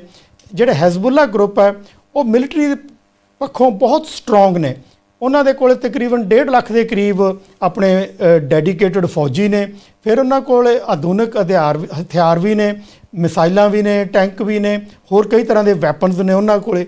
ਸੋ ਉਹ ਜਦੋਂ ਅਟੈਕ ਕਰਦੇ ਨੇ, ਜੇ ਉਹ ਇਨਵੋਲਵ ਹੋ ਗਏ, ਇਸੇ ਕਰਕੇ USA ਚਾਹੁੰਦਾ, ਅਮਰੀਕਾ ਚਾਹੁੰਦਾ ਕਿ ਇਹ ਗਰਾਊਂਡ ਦੀ ਜਿਹੜੀ ਵਾਰ ਆ ਉਹ ਨਾ ਲੱਗੇ, ਕਿਉਂਕਿ ਜਿੱਦਣ ਗਰਾਊਂਡ ਦੀ ਵਾਰ ਲੱਗਦੀ ਹੈ ਤਾਂ ਹੈਜ਼ਬੁੱਲਾ ਵੀ ਉਹਦੇ 'ਚ ਪਾਰਟੀ ਬਣ ਜਾਏਗਾ। ਇਸ ਦੇ ਨਾਲ ਫਿਰ ਇਰਾਨ ਦੀ ਸਪੋਰਟ ਹੋਏਗੀ। ਜਿਹੜੇ ਹਮਾਸ ਦੇ ਜਾਂ ਹੈਜ਼ਬੁੱਲਾ ਦੇ ਲੋਕ ਨੇ ਉਹਨਾਂ ਕੋਲੇ ਇਰਾਨ ਦੇ ਵੀ ਹਥਿਆਰ ਨੇ, ਹਮਾਸ ਕੋਲੇ ਕਾਸਮ ਰੌਕਟ ਨੇ ਜਿਹੜੇ ਇਰਾਨ ਦੇ ਬਣਾਏ ਹੋਏ ਨੇ। ਸੋ ਇਸ ਕਰਕੇ ਉਹ ਲੜਾਈ ਇੱਕ ਭਿਆਨਕ ਰੂਪ ਧਾਰਨ ਕਰ ਸਕਦੀ ਹੈ ਜੀ। ਗੁਰਮੰਤ ਗਰੇਵਾਲ ਜੀ, ਮੈਂ ਇੱਕ ਚੀਜ਼ ਹੋਰ ਇੱਥੇ ਜ਼ਰੂਰ ਤੁਹਾਡੇ ਕੋਲੇ ਪੁੱਛਣੀ ਚਾਹੁੰਦਾ ਤੇ ਨਾਲ ਦੋ ਚਾਰ ਹਵਾਲੇ ਜ਼ਰੂਰ ਦੇ ਦਿਆਂ ਕਿ 20 ਲੱਖ ਤੋਂ ਵੱਧ ਲੋਕ ਗਾਜ਼ਾ ਪੱਟੀ ਦੇ ਵਿੱਚ ਰਹਿੰਦੇ ਨੇ, ਜਿਨ੍ਹਾਂ ਬਾਰੇ ਗਰੇਵਾਲ ਸਾਹਿਬ ਨੇ ਕਿਹਾ ਕਿ ਉਹ ਘਿਰੀ ਹੋਈ ਹੈ ਤਿੰਨ ਪਾਸਿਓਂ, ਇਜ਼ਰਾਈਲ, ਮਿਸਰ ਜਿਹਨੂੰ ਇਜਿਪਟ ਕਹਿੰਦੇ ਆ, ਤੇ ਤੀਸਰੇ ਪਾਸੇ ਸਮੁੰਦਰ ਹੈ। ਤੇ ਇਧਰਲੇ ਪਾਸੇ ਜਿਹੜਾ ਲਾਂਘਾ ਇਜ਼ਰਾਈਲ ਵਾਲੇ ਪਾਸੇ ਨੂੰ ਤਾਂ ਹੋ ਨਹੀਂ ਸਕਦਾ, ਲੜਾਈ ਲੱਗੀ ਹੈ। ਮਿਸਰ ਵਾਲੇ ਪਾਸਿਓਂ ਅਗਲੇ ਕਹਿੰਦੇ ਜੀ ਅਸੀਂ ਟਰੱਕ ਜ਼ਰੂਰ ਮਾਨਵੀ ਆਧਾਰ ਦੇ ਉੱਤੇ, ਮਨੁੱਖੀ ਆਧਾਰ ਦੇ ਉੱਤੇ ਭੇਜਾਂਗੇ। ਕੁਝ ਸਮਾਨ ਦੇ ਭਾਰਤ ਨੇ ਵੀ ਭੇਜੇ ਆ, ਜਾਪਾਨ ਨੇ ਵੀ ਭੇਜੇ ਆ, ਦੁਨੀਆ ਦੇ ਹੋਰ ਹਿੱਸਿਆਂ 'ਚੋਂ ਵੀ ਗਏ ਆ, ਪਰ ਲੋਕਾਂ ਨੂੰ ਨਹੀਂ ਉਹ ਲੰਘਣ ਦੇ ਰਹੇ। ਹੁਣ ਤੁਸੀਂ ਇੱਕ ਛੋਟੇ ਜਿਹੇ ਹਿੱਸੇ 'ਚ ਫਸੇ ਹੋਏ ਹੋ, ਇਜ਼ਰਾਈਲ ਦੇ ਹਮਲੇ ਹੋ ਰਹੇ ਨੇ, ਜੇ ਆਮ ਲੋਕ ਜਾਣ ਦੀ ਕੋਸ਼ਿਸ਼ ਵੀ ਕਰਨ ਜਾਂ ਤਾਂ ਉਹ ਸਮੁੰਦਰ ਦੇ ਵਿੱਚ ਡੁੱਬ ਕੇ ਮਰਨਗੇ, ਤੇ ਜੇ ਬਾਰਡਰ ਪਾਰ ਕਰਦੇ ਆ ਤਾਂ ਗੋਲੀ ਨਾਲ ਮਾਰਨਗੇ। ਸੋ ਉਹਨਾਂ ਦੀ ਹੋਣੀ ਜਿਹੜੀ ਹੈ ਉਹ ਬੜੀ ਖਤਰਨਾਕ ਹੈ। ਮੈਂ ਗਰੇਵਾਲ ਸਾਹਿਬ ਇਹਦੇ ਤੋਂ ਪਹਿਲਾਂ ਮੈਂ ਪੁੱਛਾਂ ਕਿ ਭਾਈ ਇਹਦੇ ਵਿੱਚ ਹੁਣ ਹਿੱਤ ਕਿਹੜਾ ਬੰਦਾ ਕਿੱਧਰ ਸਾਧਦਾ, ਕਿਉਂਕਿ ਰੂਸ ਦੀ ਸਟੇਟਮੈਂਟ ਸੀ ਕਿ ਅਮਰੀਕਾ ਦੀਆਂ ਗਲਤ ਨੀਤੀਆਂ ਦੇ ਕਰਕੇ ਹਾਲਾਤ ਪੈਦਾ ਹੋਏ। ਚੀਨ ਵਾਲੇ ਕਹਿੰਦੇ ਜੀ ਅਸੀਂ ਵਿਚੋਲਗੀ ਕਰਨ ਨੂੰ ਤਿਆਰ ਹਾਂ। ਵੈਸੇ ਚੀਨ ਤਾਂ ਹਰ ਪਾਸੇ ਵਿਚੋਲਗੀ ਕਰਨ ਨੂੰ ਤਿਆਰ ਰਹਿੰਦਾ, ਉਹਨੂੰ ਪੈਰ ਰੱਖਣ ਨੂੰ ਥਾਂ ਚਾਹੀਦਾ। ਈਰਾਨ ਦਾ ਮਸਲਾ ਬੜਾ ਇੰਪੋਰਟੈਂਟ ਹੈ, ਤੁਸੀਂ ਸ਼ਬਦ ਜਦੋਂ ਈਰਾਨ ਵਰਤਿਆ। ਹੁਣ ਈਰਾਨ ਵਾਲੇ ਲਗਾਤਾਰ, ਆਪਾਂ ਨੂੰ ਪਤਾ ਕਿ ਅਮਰੀਕਾ ਈਰਾਨ ਦੇ ਸੰਬੰਧ ਠੀਕ ਨਹੀਂ, ਅਮਰੀਕਾ ਇਜ਼ਰਾਈਲ ਦੀ ਪਿੱਠ ਦੇ ਉੱਤੇ ਖਲੋਤਾ ਹੈ। ਹੁਣ ਈਰਾਨ ਦੇ ਉੱਤੇ ਕੁਝ ਇੱਕ ਪਾਬੰਦੀਆਂ ਵੀ ਇਸੇ ਮਸਲੇ ਦੇ ਵਿੱਚ ਅਮਰੀਕਾ ਵਾਲਿਆਂ ਨੇ ਲਾ ਦਿੱਤੀਆਂ ਕਿ ਤੁਸੀਂ ਆਹ ਕੰਮ, ਆਹ ਐਕਸਪੈਰੀਮੈਂਟ ਜਿਹੜੇ ਉਹ ਨਹੀਂ ਕਰ ਸਕਦੇ। ਮੈਂ ਹੁਣ ਤੁਹਾਡੇ ਤੋਂ ਇਹ ਪੁੱਛਣਾ ਚਾਹੁੰਦਾ ਕਿ ਜੇ, ਕਿਉਂਕਿ ਮੈਨੂੰ ਲੱਗਦਾ ਕਿ ਜ਼ਮੀਨੀ ਕਾਰਵਾਈ ਕਰਨ ਤੋਂ ਬਿਨਾਂ ਇਜ਼ਰਾਈਲ ਨੇ ਜਿਹੜੇ ਵੱਡੇ ਵੱਡੇ ਦਾਅਵੇ ਕਰਤੇ ਕਿ ਅਸੀਂ ਤਬਾਹ ਕਰਦੇ ਹਾਂ, ਕਿ ਅਸੀਂ ਹਮਾਸ ਦੇ ਪੱਲੇ ਕੱਖ ਨਹੀਂ ਰਹਿਣ ਦੇਣਾ, ਕਿਉਂਕਿ ਸੁਰੰਗਾਂ ਬਣੀਆਂ ਕਈ ਸੌ ਕਿਲੋਮੀਟਰ ਲੰਬੀਆਂ ਗਾਜ਼ਾ ਪੱਟੀ 'ਚ। ਹਵਾਈ ਹਮਲਿਆਂ ਦਾ ਉਹਨਾਂ ਦੇ ਉੱਤੇ ਬਹੁਤਾ ਅਸਰ ਨਹੀਂ ਹੋ ਰਿਹਾ। ਹੁਣ ਜੇ ਜ਼ਮੀਨੀ ਹਮਲਾ ਹੁੰਦਾ, ਇਜ਼ਰਾਈਲ ਇੱਕ ਪਾਸੇ ਤਾਂ ਗਾਜ਼ਾ ਪੱਟੀ ਵਾਲੇ ਹਮਾਸ ਨਾਲ ਭਿੜੂਗਾ, ਦੂਸਰੇ ਪਾਸੇ ਲਿਬਨਾਨ ਵਾਲੇ ਹਿਜ਼ਬੁੱਲਾ ਨਾਲ ਭਿੜੂਗਾ, ਤੀਸਰੇ ਪਾਸੇ ਸੀਰੀਆ ਦੇ ਵਿੱਚੋਂ ਵੀ ਕੁਝ ਕੁ ਅਟੈਕ ਹੋਣ ਦੀ ਗੱਲ ਆਈ ਸੀ, ਚੌਥੇ ਪਾਸੇ ਈਰਾਨ ਅੱਡ ਪੱਟਾਂ ਦੇ ਉੱਤੇ ਥਾਪੀਆਂ ਮਾਰਦਾ, ਤੇ ਬਹੁਤ ਸਾਰੇ ਅਰਬ ਦੇਸ਼ ਖੁੱਲ੍ਹ ਕੇ ਸਾਹਮਣੇ ਤਾਂ ਨਹੀਂ ਆਉਂਦੇ, ਪਰ ਇਹ ਸਾਰਿਆਂ ਦਾ ਪਤਾ ਹੈ ਕਿ ਉਹ ਗਾਜ਼ਾ ਪੱਟੀ ਦੇ ਲੋਕਾਂ ਦੇ ਨਾਲ ਹਮਦਰਦੀ ਰੱਖਦੇ ਆ। ਕੀ ਕਿਤੇ ਬਹੁਤ ਵੱਡਾ ਯੁੱਧ ਤਾਂ ਨਹੀਂ ਛਿੜ ਜਾਊਗਾ ਜਿਹਦੇ ਵਿੱਚ ਕੁਝ ਇੱਕ ਦੇਸ਼ ਸਿੱਧੇ ਤੇ ਕੁਝ ਇੱਕ ਅਸਿੱਧੇ ਉਹਦੇ ਵਿੱਚ ਸ਼ਾਮਲ ਹੋ ਜਾਣਗੇ? ਦੁਨੀਆ ਕਿਤੇ ਬਹੁਤ ਵੱਡੇ ਨੁਕਸਾਨ ਵਾਲੇ ਪਾਸੇ ਤਾਂ ਨਹੀਂ ਵੱਧ ਜੂ? ਬਿਲਕੁਲ ਬਾਟ ਸਾਹਿਬ, ਤੁਹਾਡਾ ਜਿਹੜਾ ਇਹ ਪੁਆਇੰਟ ਆਫ ਵਿਊ ਹੈ, ਬਹੁਤ ਲੋਕਾਂ ਦੇ ਮਨ ਵਿੱਚ ਵੀ ਇਹੀ ਪੁਆਇੰਟ ਆਫ ਵਿਊ, ਉਹਨਾਂ ਨੂੰ ਆਨਸਰ ਨਹੀਂ ਲੱਭ ਰਿਹਾ, ਪਰ ਲੋਕ ਇੱਦਾਂ ਸੋਚਦੇ ਨੇ।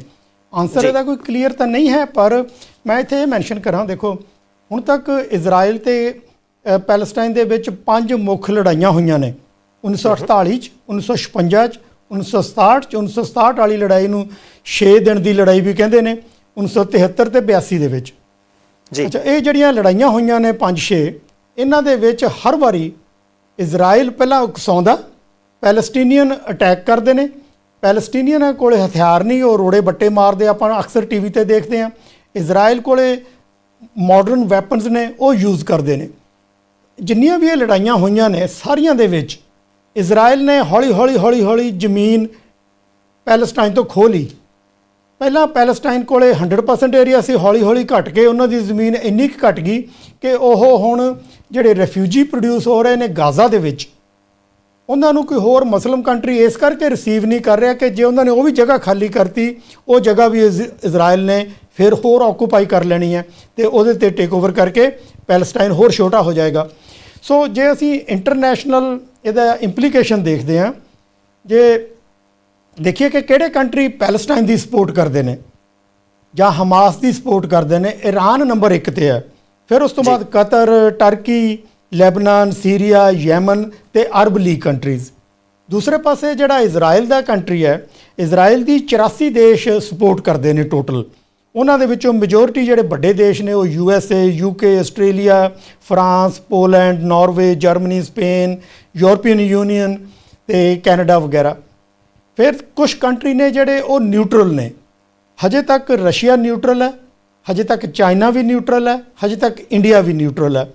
ਯੂਨਾਈਟਿਡ ਨੇਸ਼ਨ ਦੇ 193 ਦੇਸ਼ਾਂ ਦੇ ਵਿੱਚੋਂ 138 ਦੇਸ਼ ਨੇ ਜਿਹੜੇ ਉਹ ਸਪੋਰਟ ਕਰਦੇ ਨੇ ਪੈਲਸਟਾਈਨ ਨੂੰ, ਤੇ 165 ਦੇਸ਼ ਨੇ ਉਹ ਸਪੋਰਟ ਕਰਦੇ ਨੇ ਇਜ਼ਰਾਈਲ ਨੂੰ। ਇਹ ਡੇਟਾ 2019 ਦਾ, ਜਦੋਂ ਕਿ ਇਹ ਕੰਟਰੀ ਇੱਕ ਦੂਜੇ ਨਾਲ ਅਲਾਈਨ ਹੋਏ। ਫਿਰ ਦੱਸ ਦਿਓ ਜੀ, ਇਹ ਅੰਕੜਾ ਇੱਕ ਵਾਰੀ ਫਿਰ ਦੱਸਿਓ, ਕਿੰਨੇ ਦੇਸ਼ ਕਿਹਨੂੰ ਸਪੋਰਟ ਕਰਦੇ? ਯੂਨਾਈਟਿਡ ਨੇਸ਼ਨ ਦੇ 193 ਦੇਸ਼ਾਂ ਦੇ ਵਿੱਚੋਂ 138 ਦੇਸ਼ ਨੇ ਜਿਹੜੇ ਪੈਲਸਟਾਈਨ ਨੂੰ ਰੈਕੋਗਨਾਈਜ਼ ਕਰਦੇ ਆ ਜੀ। ਅੱਛਾ, 165 ਦੇਸ਼ ਨੇ 165 ਦੇਸ਼ ਨੇ ਜਿਹੜੇ ਇਜ਼ਰਾਈਲ ਨੂੰ ਸਪੋਰਟ ਕਰਦੇ ਨੇ, ਉਹ ਪੈਲਸਟਾਈਨ ਨੂੰ ਨਹੀਂ ਸਪੋਰਟ ਕਰਦੇ। ਮੈਂ ਇੱਥੇ ਥੋੜਾ ਕਨਫਿਊਜ਼ ਹਾਂ ਗਰੇਵਾਲ ਸਾਹਿਬ, ਮੈਨੂੰ ਥੋੜਾ ਜਿਹਾ ਸਮਝਾਇਓ ਕਿ ਜੇ ਦੇਸ਼ਾਂ ਦੀ ਗਿਣਤੀ 200 ਤੋਂ ਘੱਟ ਹੈ ਤੇ ਦੋਨਾਂ ਦੇ ਬਾਬਤ ਤੁਸੀਂ ਕਿਹਾ ਕਿ 100 ਤੋਂ ਵੱਧ ਉਹਨਾਂ ਨੂੰ ਕਰਦੇ ਆ, ਕਈ ਦੇਸ਼ ਦੋਨਾਂ ਨੂੰ ਸਪੋਰਟ ਕਰਦੇ ਆ? ਨਹੀਂ, ਕਈ ਦੇਸ਼ ਨੇ ਜਿਹੜੇ ਰੈਕੋਗਨਾਈਜ਼ ਕਰਦੇ ਨੇ ਤੇ ਕਈ ਦੇਸ਼ ਨੇ ਜਿਹੜੇ ਸਿਰਫ ਇਕੱਲਾ ਸਪੋਰਟ ਕਰਦੇ ਨੇ। ਸਪੋਰਟ ਕਰਦੇ ਆ, ਠੀਕ ਹੈ ਜੀ। ਜਿਹੜੇ ਸਪੋਰਟ ਕਰਦੇ ਨੇ ਉਹਨਾਂ ਨੂੰ ਪੈਲਸਟਾਈਨ ਦੇ ਮੁੱਦੇ ਨੂੰ, ਉਹ ਹੋ ਸਕਦਾ ਕਿ ਉਹ ਰੈਕੋਗਨਾਈਜ਼ ਤਾਂ ਕਰਦੇ ਹੀ ਨਹੀਂ। ਜਿਹੜੇ ਰੈਕੋਗਨਾਈਜ਼ ਕਰਦੇ ਨੇ ਹੋ ਸਕਦਾ ਉਹ ਸਪੋਰਟ ਨਾ ਕਰਦੇ ਹੋਣ। ਜਿੱਦਾਂ ਨਿੱਕੇ ਕਈ ਆਈਲੈਂਡ ਨੇ, ਕਈ ਕੰਟਰੀ ਨੇ, ਉਹ ਪੈਲਸਟਾਈਨ ਨੂੰ ਜਦੋਂ 2012 ਦੇ ਵਿੱਚ ਪੈਲਸਟਾਈਨ ਨੂੰ ਨਾਨ ਮੈਂਬਰ ਯੂਨਾਈਟਿਡ ਨੇਸ਼ਨ ਦੇ ਵਿੱਚ ਐਜ਼ ਆਬਜ਼ਰਵਰ ਬਣਾਇਆ ਗਿਆ, ਤਾਂ ਉਦੋਂ ਵੋਟਾਂ ਪਈਆਂ। ਕੁਛ ਲੋਕਾਂ ਨੇ ਵੋਟ ਪਾਈ ਕਿ ਉਹਨਾਂ ਨੂੰ ਬਣਾਇਆ ਜਾਵੇ ਮੈਂਬਰ, ਕੁਛ ਨੇ ਨਹੀਂ ਵੋਟ ਪਾਈ। ਕਈ ਕੰਟਰੀਆਂ ਨੇ ਵੋਟ ਪਾਈ ਕਿ ਉਹਨਾਂ ਨੂੰ ਆਬਜ਼ਰਵਰ ਬਣਾਇਆ ਜਾਵੇ, ਪਰ ਉਹ ਪੈਲਸਟਾਈਨ ਦੇ ਮੁੱਦੇ ਨੂੰ ਹਜੇ ਸਪੋਰਟ ਨਹੀਂ ਕਰ ਰਹੇ। ਇਸ ਕਰਕੇ ਜਿਹੜੇ ਰੈਕੋਗਨਾਈਜ਼ ਕਰਦੇ ਨੇ ਉਹਨਾਂ ਦੀ ਗਿਣਤੀ ਘੱਟ ਹੈ, ਜਿਹੜੇ ਸਪੋਰਟ ਕਰਦੇ ਆ ਉਹਨਾਂ ਦੀ ਗਿਣਤੀ ਘੱਟ ਹੈ, ਜਿਹੜੇ ਰੈਕੋਗਨਾਈਜ਼ ਕਰਦੇ ਆ ਉਹਨਾਂ ਦੀ ਗਿਣਤੀ ਜ਼ਿਆਦਾ ਹੈ। ਸੋ ਇਨ ਅਦਰ ਵਰਡਸ 138 + 165 ਇਹ ਟੋਟਲ ਦੇਸ਼ਾਂ ਦੀ ਗਿਣਤੀ ਨਹੀਂ ਹੈ। ਇਹ ਇੱਕ ਉਹ ਫਿਗਰ ਹੈ ਜਿਹੜੇ ਹਿਸਾਬ ਦੇ ਨਾਲ 2019 ਦੇ ਵਿੱਚ ਕੋਈ ਸਪੋਰਟ ਜਾਂ ਰੈਕੋਗਨਾਈਜ਼ ਦਾ ਕੰਬੀਨੇਸ਼ਨ ਕਰਦੇ ਸੀ। ਜੀ ਗਰੇਵਾਲ ਸਾਹਿਬ, ਮੈਂ ਸਿਰਫ ਇਹਨੂੰ ਦੁਬਾਰਾ ਤਾਂ ਕੀਤਾ ਸੀ ਕਿ ਕੋਈ ਕਨਫਿਊਜ਼ਨ ਦੁਚਿੱਤੀ ਨਾ ਰਹੇ ਕਿਸੇ ਦੀ ਵੀ। ਬਿਲਕੁਲ ਠੀਕ ਹੈ। ਮੈਂ ਨਾਲ ਕੈਲਕੂਲੇਟ ਕਰਨ ਦੀ ਕੋਸ਼ਿਸ਼ ਕਰ ਰਿਹਾ ਸੀ। ਤੇ ਦੂਸਰੀ ਗੱਲ ਗਰੇਵਾਲ ਸਾਹਿਬ, ਹੁਣ ਮੇਰਾ ਇੱਕ ਸਵਾਲ ਬੜਾ ਵੱਡਾ ਆਮ ਬੰਦੇ ਦੇ ਨਾਲ ਸੰਬੰਧਿਤ, ਉਹ ਬੰਦਾ ਜਿਹੜਾ ਕੈਨੇਡਾ ਦੇ ਵਿੱਚ ਬੈਠਾ ਕਿਸੇ ਖੇਤ ਦੇ ਵਿੱਚ, ਕਿਸੇ ਫੈਕਟਰੀ ਦੇ ਵਿੱਚ, ਕਿਸੇ ਕੰਪਨੀ ਦੇ ਵਿੱਚ ਕੰਮ ਕਰਦਾ, ਉਹਦੀ ਇੱਕ ਸੀਮਿਤ ਤਨਖਾਹ ਆ, ਉਹਦੇ ਵਿੱਚੋਂ ਘਰ ਦਾ ਗੁਜ਼ਾਰਾ ਚਲਾਉਂਦਾ, ਕਾਰ ਦੀਆਂ ਕਿਸ਼ਤਾਂ ਦਿੰਦਾ, ਘਰ ਦੀ ਮੌਰਗੇਜ ਜਾਣੀ ਕਿ ਕਿਸ਼ਤ ਅਦਾ ਕਰਦਾ ਤੇ ਕਿਤੇ ਕਿਤੇ 버ਗਰ ਪੀਜ਼ਾ ਬਾਹਰੋਂ ਲਿਆ ਕੇ ਖਾ ਲੈਂਦਾ। ਤੇ ਦੂਸਰੇ ਪਾਸੇ ਭਾਰਤ ਦਾ ਇੱਕ ਵਿਅਕਤੀ ਹੈ ਜਿਹਦੀ ਸੀਮਤ ਆਮਦਨ ਹੈ, ਜਿਹਦੇ ਕੋਲੇ ਬਹੁਤੀ ਪ੍ਰਾਪਰਟੀ ਨਹੀਂ। ਉਹਨੂੰ ਪਤਾ ਹੈ ਕਿ ਮੈਂ ਇੰਨੇ ਦਾ ਸਿਲੰਡਰ ਲੈਣਾ, ਮੈਂ ਇੰਨੇ ਦੀ ਖੰਡ ਤੇਲ ਲੈਣੇ ਆ ਤੇ ਇੰਨਾ ਕੁ ਮੇਰਾ ਬੱਸ ਦਾ ਕਿਰਾਇਆ, ਇੰਨੀ ਨਿਆਣਿਆਂ ਦੀ ਫੀਸ ਹੈ। ਉਹਦੇ ਕੋਲੇ ਆਮਦਨ ਦੇ ਵਸੀਲੇ ਬਹੁਤੇ ਨਹੀਂ। ਤੇ ਸਾਡੇ ਕੋਲੇ ਦੋ ਐਗਜ਼ਾਮਪਲ ਨੇ, ਉਦਾਹਰਨਾਂ ਨੇ। ਜਦੋਂ ਰੂਸ ਤੇ ਯੂਕਰੇਨ ਦੀ ਜੰਗ ਲੱਗੀ, ਸਾਨੂੰ ਨਾ ਕੈਨੇਡਾ ਬੜੀ ਦੂਰ ਹੈ, ਭਾਰਤ ਵੀ ਬੜੀ ਦੂਰ ਹੈ, ਪਰ ਸਾਡੇ ਕੈਨੇਡਾ ਦੇ ਤੇ ਭਾਰਤ ਦੇ ਘਰਾਂ ਦੀ ਰਸੋਈ ਤੱਕ ਦੇ ਖਰਚੇ ਵਧੇ ਉਸ ਦੂਰ ਲੱਗੀ ਜੰਗ ਦੇ ਕਰਕੇ। ਤੇਲ ਦੀਆਂ ਕੀਮਤਾਂ ਵੱਧ ਗਈਆਂ, ਰਸੋਈ ਘਰ ਦੇ ਵਿੱਚ ਜਿਹੜੀਆਂ ਰਸੋਈ ਦੇ ਵਿੱਚ ਵਰਤੀਆਂ ਜਾਂਦੀਆਂ ਹਰ ਇੱਕ ਚੀਜ਼ ਦੀ ਕੀਮਤ ਵੱਧ ਗਈ। ਪਟਾਕਾ ਹੀ ਪੈ ਗਿਆ, ਸਮਝ ਹੀ ਨਹੀਂ ਆਈ ਕਿ ਭਾਈ ਸਾਡਾ ਉਹਦੇ ਨਾਲ ਲੈਣਾ ਦੇਣਾ ਕੀ ਹੈ। ਫਿਰ ਮੈਂ ਸਟੱਡੀ ਕਰ ਰਿਹਾ ਸੀ ਜਦੋਂ ਇਜ਼ਰਾਈਲ ਦੀਆਂ ਪਿਛਲੀਆਂ ਜੰਗਾਂ ਦੀ, ਤਾਂ ਉਦੋਂ ਵੀ ਪਤਾ ਲੱਗਾ ਸੀ ਕਿ ਜਦੋਂ ਅਰਬ ਦੇਸ਼ ਉਹਦੇ ਵਿੱਚ ਸ਼ਾਮਲ ਹੋ ਗਿਆ ਸੀ ਇੱਕ ਵਾਰੀ, ਤਾਂ ਚੰਦ ਦਿਨਾਂ ਦੇ ਵਿੱਚ ਹੀ ਡੀਜ਼ਲ ਪੈਟਰੋਲ ਦਾ ਭਾਅ 5 ਗੁਣਾ ਵੱਧ ਗਿਆ ਸੀ। ਮੇਰੀ ਹੁਣ ਚਿੰਤਾ ਇਸ ਗੱਲ ਤੇ ਆ, ਪਹਿਲੀ ਗੱਲ ਕਿ ਭਾਈ ਉਹ ਜੰਗ ਰੁਕਣੀ ਚਾਹੀਦੀ ਆ, ਆਮ ਬੰਦੇ ਦਾ ਨੁਕਸਾਨ ਨਹੀਂ ਹੋਣਾ ਚਾਹੀਦਾ। ਪਰ ਕੀ ਇਸ ਜੰਗ ਦੇ ਨਾਲ ਭਾਵੇਂ ਅਸੀਂ ਬਹੁਤ ਦੂਰ ਬੈਠੇ ਹਾਂ, ਕੈਨੇਡਾ ਦੇ ਵਿੱਚ, ਅਮਰੀਕਾ ਦੇ ਵਿੱਚ, ਆਸਟ੍ਰੇਲੀਆ ਦੇ ਵਿੱਚ ਜਾਂ ਭਾਰਤ ਦੇ ਵਿੱਚ, ਸਾਡੇ ਤੱਕ ਧੂੰਆਂ ਨਹੀਂ ਉਹ ਜੰਗ ਦਾ ਪਹੁੰਚਦਾ, ਪਰ ਕਿਤੇ ਉਹ ਧੂੰਆਂ ਮਹਿੰਗਾਈ ਦੇ ਰੂਪ ਦੇ ਵਿੱਚ ਸਾਨੂੰ ਤੰਗ ਤਾਂ ਨਹੀਂ ਕਰ ਸਕਦਾ ਕੱਲ੍ਹ ਨੂੰ? ਦੇਖੋ, ਬਿਲਕੁਲ ਤੁਹਾਡੀ ਗੱਲ ਸਹੀ ਹੈ ਕਿ ਇਹਦੀਆਂ ਇੰਪਲੀਕੇਸ਼ਨਸ ਬੜੀਆਂ ਕੰਪਲਿਕੇਟਡ ਨੇ ਤੇ ਆਉਣ ਵਾਲੇ ਸਮੇਂ ਨੂੰ ਹੋਰ ਧੁੰਦਲਾ ਤੇ ਖਤਰਨਾਕ ਬਣਾ ਰਹੀਆਂ ਨੇ। ਮੈਂ ਤੁਹਾਨੂੰ ਇੱਕ ਛੋਟੀ ਜਿਹੀ ਐਗਜ਼ਾਮਪਲ ਦੇਣਾ। ਜਦੋਂ ਮੈਂ 1998 ਦੇ ਵਿੱਚ ਇਜ਼ਰਾਈਲ ਦੇ ਵਿੱਚ ਗਿਆ ਤੇ ਪੈਲਸਟਾਈਨ ਏਰੀਆ ਸਾਰਾ ਵਿਜ਼ਿਟ ਕੀਤਾ, ਸਾਡੇ ਨਾਲ ਇੱਕ ਮਿਨਿਸਟਰ ਵੀ ਸੀ ਤੇ ਉਸ ਟਾਈਮ ਦੇ ਉੱਤੇ ਪ੍ਰਾਈਮ ਮਿਨਿਸਟਰ ਸ਼ਿਮੋਨ ਪਰੇਜ਼ ਨੂੰ ਜਦੋਂ ਮਿਲਣ ਜਾਣਾ ਸੀ ਤਾਂ ਉਸ ਦਿਨ ਅਖਬਾਰ ਦੇ ਉੱਤੇ ਸਟੋਰੀ ਸੀ ਪਹਿਲੇ ਦਿਨ ਕਿ 5 ਨਵੀਆਂ ਫੈਮਲੀਆਂ ਨੂੰ ਰਿਫਿਊਜੀ ਬਣਾਇਆ ਗਿਆ। 1996 ਦੇ ਵਿੱਚ ਕੈਨੇਡਾ ਨੇ ਕਮਿਟ ਕੀਤਾ $56 ਮਿਲੀਅਨ ਰਿਫਿਊਜੀਆਂ ਦੀ ਟੇਕ ਕੇਅਰ ਕਰਨ ਦੇ ਲਈ। ਤਕਰੀਬਨ 5.5 ਮਿਲੀਅਨ ਦੇ ਕਰੀਬ 58 ਕੈਂਪਾਂ ਦੇ ਵਿੱਚ ਰਿਫਿਊਜੀ ਰਹਿੰਦੇ ਨੇ ਉਸ ਏਰੀਆ ਦੇ ਵਿੱਚ। ਸੋ ਰਿਫਿਊਜੀਆਂ ਦੀ ਟੇਕ ਕੇਅਰ ਕਰਨ ਦੇ ਲਈ 56 ਮਿਲੀਅਨ ਕਮਿਟ ਕੀਤਾ। 1998 ਤੱਕ ਕੈਨੇਡਾ ਨੇ 138 ਮਿਲੀਅਨ ਆਲਰੇਡੀ ਖਰਚ ਚੁੱਕੇ ਸੀ ਰਿਫਿਊਜੀਆਂ ਦੀ ਟੇਕ ਕੇਅਰ ਕਰਨ ਲਈ। ਤਾਂ ਮੈਂ ਪ੍ਰਾਈਮ ਮਿਨਿਸਟਰ ਸ਼ਿਮੋਨ ਪਰੇਜ਼ ਨੂੰ ਪੁੱਛਿਆ ਕਿ ਮੈਂ ਆਪਣੇ ਕੰਟਰੀ ਦੇ ਟੈਕਸ ਪੇਅਰਸ ਨੂੰ ਕੀ ਜਵਾਬ ਦੇਵਾਂ ਕਿ ਅਸੀਂ ਉਹਨਾਂ ਦੇ ਤੁਹਾਡੇ ਬਣਾਏ ਹੋਏ ਰਿਫਿਊਜੀਆਂ ਦੀ ਟੇਕ ਕੇਅਰ ਕਰ ਰਹੇ, ਤੁਸੀਂ ਨਵੇਂ ਰਿਫਿਊਜੀ ਬਣਾਈ ਜਾ ਰਹੇ ਹੋ। ਉਹਦੇ ਕੋਲੇ ਬੜਾ ਕੋਈ ਜਵਾਬ ਨਹੀਂ ਸੀ ਤੇ ਉਹਨੇ ਮੇਰੀ ਗੱਲ ਦਾ ਬੜੇ ਸੰਜੀਦਾ ਤਰੀਕੇ ਦੇ ਨਾਲ ਉਹਨੇ ਗੱਲ ਸੁਣੀ ਤੇ ਜਵਾਬ ਦਿੱਤਾ ਕਿ ਸਾਡੀ ਇਹ ਮਜਬੂਰੀ ਹੈ, ਸਾਡੇ ਇਹ ਵੱਸ ਚੇਤੇ 'ਚ ਹੈ ਨਹੀਂ। ਟੈਰਰਿਜ਼ਮ ਦਾ ਨਾਂ ਲੈ ਕੇ ਜਾਂ ਆਕੂਪਾਈਡ ਟੈਰਰਿਜ਼ਮ ਦਾ ਨਾਂ ਲੈ ਕੇ ਜਾਂ ਸੈਲਫ ਡਿਫਾਈਨਡ ਦਾ ਨਾਂ ਲੈ ਕੇ ਇਹ ਕੰਟਰੀਆਂ ਉੱਥੇ ਜਿਹੜੀ ਜਦੋਜਹਿਦ ਚੱਲ ਰਹੀ ਹੈ। ਇੱਕ ਮੈਂ ਹੋਰ ਐਗਜ਼ਾਮਪਲ ਦਿੰਦਾ। 1948 ਦੇ ਵਿੱਚ ਜਦੋਂ ਗਾਜ਼ਾ ਸਟ੍ਰਿਪ ਤੇ ਇਜਿਪਟ ਦੇ ਬਾਰਡਰ ਦੇ ਉੱਤੇ ਇਹਨੂੰ ਡਿਵਾਈਡ ਕੀਤਾ ਗਿਆ ਉਸ ਏਰੀਏ ਨੂੰ, ਤਾਂ ਉੱਥੇ ਇੱਕ ਫੈਂਸ ਹੈ, ਦੋਨਾਂ ਬਾਰਡਰਾਂ ਦੇ ਉੱਤੇ 2 ਫੈਂਸਿਸ ਲੱਗੀਆਂ ਨੇ, ਵਿਚਾਲੇ ਇੱਕ ਸੜਕ ਹੈ। ਸੜਕ ਦੇ ਉੱਤੇ ਇਜ਼ਰਾਈਲੀ ਸਿਕਿਉਰਿਟੀ ਦੀਆਂ ਜੀਪਾਂ ਘੁੰਮਦੀਆਂ ਨੇ। ਜਦੋਂ ਮੈਂ 1998 ਦੇ ਵਿੱਚ ਗਿਆ ਤਾਂ 50 ਸਾਲ ਪਹਿਲਾਂ 980 ਫੈਮਲੀਆਂ ਨੂੰ ਡਿਵਾਈਡ ਕੀਤਾ ਗਿਆ। ਪਿਓ ਤੇ ਧੀ ਇੱਕ ਪਾਸੇ ਹੈ, ਮਾਂ ਤੇ ਪੁੱਤ ਦੂਜੇ ਪਾਸੇ ਨੇ। ਨਾ ਉਹਨਾਂ ਕੋਲੇ ਕਮਿਊਨੀਕੇਸ਼ਨ ਆ, ਨਾ ਉਹਨਾਂ ਕੋਲੇ ਕੋਈ ਮੇਲ ਇੱਕ ਦੂਜੇ ਨੂੰ ਜਾਣਦਾ, ਨਾ ਉਹਨਾਂ ਕੋਲੇ ਵਿਜ਼ਿਟਿੰਗ ਰਾਈਟਸ ਨੇ। 50 ਸਾਲ ਤੋਂ ਉਹ ਲੋਕ ਇਸੇ ਤਰ੍ਹਾਂ ਹੀ ਮਾੜੇ ਹਾਲਾਤਾਂ ਦੇ ਵਿੱਚ ਇੱਕ ਦੂਜੇ ਤੋਂ ਦੂਰ ਰਹੇ। ਮੂੰਹ ਇਦਾਂ ਕਰਕੇ ਉਹ ਇੱਕ ਦੂਜੇ ਨਾਲ ਉੱਚੀ ਉੱਚੀ ਬੋਲ ਕੇ ਇੱਕ ਦੂਜੇ ਦਾ ਹਾਲ ਚਾਲ ਪੁੱਛਦੇ ਨੇ। ਇਸੇ ਕਰਕੇ ਉਹ ਜਗ੍ਹਾ ਦਾ ਨਾਂ ਸ਼ਾਊਟਿੰਗ ਫੈਂਸ। ਜਦੋਂ ਉਹ ਜਗ੍ਹਾ ਦੇਖ ਸ਼ਾਊਟਿੰਗ ਫੈਂਸ ਗਾਜ਼ਾ ਦੇ ਉੱਤੇ ਰਫਾ ਦੇ ਕੋਲ ਹੈ, ਗਾਜ਼ਾ ਤੇ ਇਜਿਪਟ ਦੇ ਬਾਰਡਰ ਦੇ ਉੱਤੇ। ਜਦੋਂ ਮੈਂ ਉਹ ਜਗ੍ਹਾ ਦੇਖੀ, ਇਹ ਉਹੀ ਬਾਰਡਰ ਹੈ ਜਿਹਦੇ ਰਾਹੀਂ ਹੁਣ ਰਸਦ ਭੇਜੀ ਜਾ ਰਹੀ ਹੈ। ਬਿਲਕੁਲ ਬਿਲਕੁਲ, ਜਿੱਥੋਂ ਦੀ ਹੁਣ ਟਰੱਕ ਆ ਰਹੇ ਨੇ। 20 ਟਰੱਕ ਪਹਿਲਾਂ ਉਹਨਾਂ ਨੇ ਅਲਾਉ ਕਰਤੇ, ਹਜੇ 500 ਟਰੱਕ ਹੋਰ ਆ ਰਿਹਾ। ਤੇ ਉਹ ਜਗ੍ਹਾ ਜਦੋਂ ਦੇਖੀ ਤਾਂ ਮੈਂ ਕਾਫੀ ਇਮੋਸ਼ਨਲ ਹੋਇਆ। ਤਾਂ ਮੈਂ ਉਦੋਂ ਬਾਅਦ ਇੱਕ ਯੂਨੀਵਰਸਿਟੀ 'ਚ ਅਸੀਂ ਗਏ ਸੀ, ਤਾਂ ਮੈਂ ਯੂਨੀਵਰਸਿਟੀ ਦੇ ਡੀਨ ਨੂੰ ਕਿਹਾ ਕਿ ਮੈਨੂੰ ਡਿਟੇਲ ਦਿਓ ਕਿ ਇਹ 50 ਸਾਲ ਤੋਂ ਜਿਹੜੀਆਂ 980 ਫੈਮਲੀਆਂ ਡਿਵਾਈਡ ਹੋਈਆਂ ਨੇ, ਇਹਦੀ ਬੈਕਗਰਾਊਂਡ ਕੀ ਹੈ। ਉਹਨਾਂ ਨੇ ਮੈਨੂੰ 2 ਘੰਟਿਆਂ 'ਚ ਇਨਫੋਰਮੇਸ਼ਨ ਦਿੱਤੀ। ਮੈਂ ਯੂਨਾਈਟਡ ਨੇਸ਼ਨ ਨੂੰ ਇੱਕ ਬੜੀ ਟਫ ਚਿੱਠੀ ਲਿਖੀ ਕਿ ਇੰਟਰਨੈਸ਼ਨਲ ਕਮਿਊਨਿਟੀ ਨੂੰ ਸ਼ਰਮ ਆਉਣੀ ਚਾਹੀਦੀ ਹੈ। ਸਾਨੂੰ ਜਦੋਂ ਵਿਜ਼ਟਰਸ ਨੂੰ ਉੱਥੇ ਲੈ ਕੇ ਜਾ ਕੇ ਦਿਖਾਉਂਦੇ ਹੋ ਕਿ ਇਹ ਫੈਮਲੀਆਂ ਇੰਨੇ ਚਿਰ ਦੀਆਂ ਡਿਵਾਈਡਡ ਨੇ, ਅਸੀਂ ਕੀਤਾ ਕੀ ਸਾਰੀ ਹਿਊਮੈਨਿਟੀ ਨੇ। ਤਾਂ ਉਹਨਾਂ ਨੇ ਫਿਰ ਉਹ ਸਾਰੀਆਂ ਫੈਮਲੀਆਂ ਯੂਨਾਈਟ ਕਰ ਦਿੱਤੀਆਂ। 6 ਮਹੀਨੇ ਬਾਅਦ ਮੈਨੂੰ ਫੋਨ ਆਇਆ, ਈਮੇਲ ਆਈ ਜਾਂ ਉਸ ਟਾਈਮ ਦੇ ਉੱਤੇ ਮੈਸੇਜ ਆਇਆ ਯੂਨੀਵਰਸਿਟੀ ਦੇ ਡੀਨ ਵੱਲੋਂ ਕਿ ਥੈਂਕ ਯੂ ਮਿਸਟਰ ਗਰੇਵਾਲ ਕਿ ਉਹ ਫੈਮਲੀਆਂ ਯੂਨਾਈਟ ਹੋ ਚੁੱਕੀਆਂ ਨੇ। ਤਾਂ ਮੈਨੂੰ ਵੀ ਖੁਸ਼ੀ ਹੋਈ ਕਿ ਐਟਲੀਸਟ 980 ਫੈਮਲੀਆਂ ਜਾਂ ਤਾਂ ਬਾਰਡਰ ਦੇ ਇਸ ਪਾਸੇ ਜਾਂ ਉਸ ਪਾਸੇ ਯੂਨਾਈਟ ਕਰਨ ਦਾ ਮੁੱਦਾ ਜਿਹੜਾ ਉਹ ਸਕਸੈਸਫੁਲ ਹੋਇਆ। ਮੇਰਾ ਕਹਿਣ ਦਾ ਭਾਵ ਕਿ ਇੰਟਰਨੈਸ਼ਨਲ ਕਮਿਊਨਿਟੀ ਬੜੀ ਬਾਇਸਡ ਹੈ। ਇੰਟਰਨੈਸ਼ਨਲ ਕਮਿਊਨਿਟੀ ਮੁੱਦੇ ਨੂੰ ਸੁਲਝਾਉਣ ਦੀ ਬਜਾਏ ਕਈ ਵਾਰੀ ਕੰਪਲਿਕੇਟ ਕਰਦੀ ਹੈ। ਹੁਣ ਜਿਸ ਤਰ੍ਹਾਂ ਅਮਰੀਕਾ ਦਾ ਇਸ ਵੇਲੇ ਰੋਲ ਇਹ ਹੈ ਕਿ ਜੋ ਪੈਲਸਟਾਈਨ ਦੇ ਉੱਤੇ ਅਟੈਕ ਹੋ ਰਿਹਾ ਉਹਨੂੰ ਕੰਡੈਮ ਨਹੀਂ ਕਰ ਰਹੇ। ਤੇ ਇਸ ਕਰਕੇ ਜਿਹੜਾ ਨਾ ਕਿ ਇਕੱਲਾ ਕੰਡੈਮ ਨਹੀਂ ਕਰ ਰਹੇ, ਬਾਕੀ ਨੋ ਸੀਜ਼ ਫਾਇਰ। ਹੁਣ ਤੱਕ ਯੂਨਾਈਟਿਡ ਨੇਸ਼ਨ ਦੇ 3 ਡਰਾਫਟ ਉਸ ਤੋਂ ਬਾਅਦ 7 ਅਕਤੂਬਰ ਤੋਂ ਬਾਅਦ ਬਣ ਚੁੱਕੇ ਨੇ। ਉਹਨਾਂ ਦੇ ਵਿੱਚੋਂ ਇੱਕ ਦੇ ਵਿੱਚ ਵੀ ਸੀਜ਼ ਫਾਇਰ ਨਹੀਂ ਲਿਖਿਆ ਹੋਇਆ, ਕਿਉਂਕਿ ਅਮਰੀਕਾ ਉਸ ਨੂੰ ਐਕਸੈਪਟ ਨਹੀਂ ਕਰੂ ਜਿੰਨਾ ਚਿਰ ਉਹ 'ਚ ਸੀਜ਼ ਫਾਇਰ ਵਰਡ ਜੇ ਹੈ ਤਾਂ ਅਮਰੀਕਾ ਐਕਸੈਪਟ ਨਹੀਂ ਕਰੂਗਾ। ਸੋ ਹੋਣਾ ਕੀ ਚਾਹੀਦਾ ਕਿ ਲੜਾਈ ਇਮੀਡੀਏਟਲੀ ਰੁਕਣੀ ਚਾਹੀਦੀ ਹੈ। ਜੇ ਹਮਾਸ ਦਾ ਕਸੂਰ ਹੈ ਤਾਂ ਆਮ ਬੱਚਿਆਂ ਦਾ ਜਾਂ ਔਰਤਾਂ ਦਾ ਤਾਂ ਕੋਈ ਕਸੂਰ ਨਹੀਂ। ਇਜ਼ਰਾਈਲ ਦੇ ਕੋਲੇ ਤਕਰੀਬਨ 6000 ਦੇ ਕਰੀਬ ਕੈਦੀ ਨੇ ਜਿਹੜੇ ਪੈਲਸਟਾਈਨ ਤੋਂ ਨੇ, ਉਹਨਾਂ ਦੇ ਵਿੱਚੋਂ 180 ਬੱਚੇ ਨੇ ਜਿਹੜਾ 12 ਸਾਲ ਦੀ ਉਮਰ ਦੇ ਲਗਭਗ ਦੇ ਨੇ ਜੀ, ਔਰਤਾਂ ਨੇ। ਉਹਨਾਂ ਜਿਹੜੇ ਬੱਚੇ ਇਸ ਵੇਲੇ ਮਰ ਰਹੇ ਨੇ, ਛੋਟੇ ਬੱਚਿਆਂ ਨੂੰ ਹਸਪੀਟਲ ਦੇ ਵਿੱਚ ਨਾ ਦਵਾਈਆਂ ਮਿਲ ਰਹੀਆਂ, ਨਾ ਉੱਥੇ ਬਿਜਲੀ ਹੈ, ਨਾ ਪਾਣੀ ਹੈ, ਨਾ ਫਿਊਲ ਹੈ, ਤੇ ਏਡ ਜਿਹੜੀ ਪਹੁੰਚ ਰਹੀ ਹੈ ਉਹ ਇਨਫ ਨਹੀਂ ਹੈ, ਤੇ ਉੱਤੋਂ ਦੀ ਬੰਬਾਰਡਮੈਂਟ ਹੋ ਰਹੀ ਹੈ, ਲੋਕਾਂ ਦੇ ਕੋਲ ਭੱਜਣ ਦੇ ਲਈ ਕੋਈ ਰਸਤਾ ਨਹੀਂ ਹੈ। ਤਾਂ ਇਸ ਚੀਜ਼ ਨੂੰ ਰੋਕਣ ਦੇ ਲਈ ਸੀਜ਼ ਫਾਇਰ ਤਾਂ ਮਸਟ ਹੈ।